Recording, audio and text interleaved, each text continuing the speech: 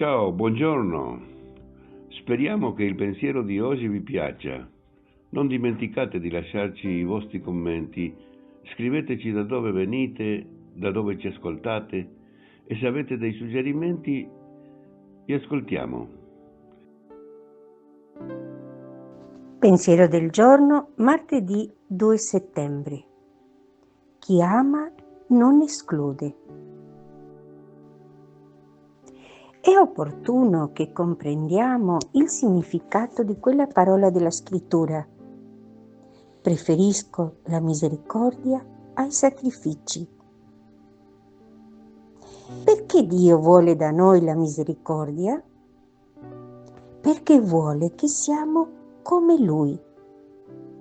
In tutto il Vangelo Gesù ci parla dell'amore del Padre per i buoni e i cattivi, per i giusti e i peccatori, per ciascuno, senza distinzioni né esclusioni. Perché la misericordia e non il sacrificio? Perché l'amore è il valore assoluto che dà senso a tutto il resto, compreso il culto, il sacrificio. Infatti, il sacrificio più grande a Dio è amare concretamente il prossimo che trova la sua massima espressione nella misericordia. Misericordia che aiuta a vedere sempre nuove le persone con cui viviamo quotidianamente, in famiglia, a scuola, al lavoro, senza ricordare i loro difetti, i loro errori, che ci aiuta non solo a non giudicare, ma a perdonare le ingiustizie subite. Anzi, a dimenticarle. Il nostro sacrificio non sarà tanto le lunghe veglie e i digiuni o dormire per terra, quanto accogliere sempre con il cuore chiunque ci passi accanto, sia buono o cattivo.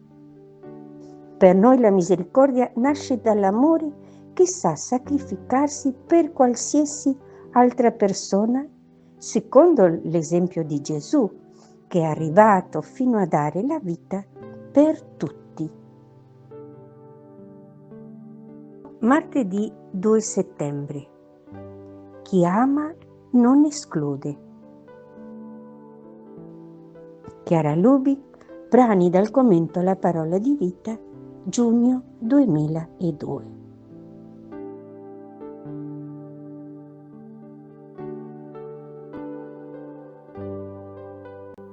Parola di vita, settembre 2025.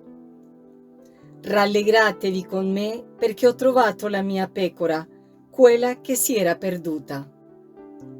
Vangelo secondo Luca, capitolo 15, versetto 6. Non dimenticate di lasciare un like se vi piace e di abbonarvi e di consigliarlo a qualcuno.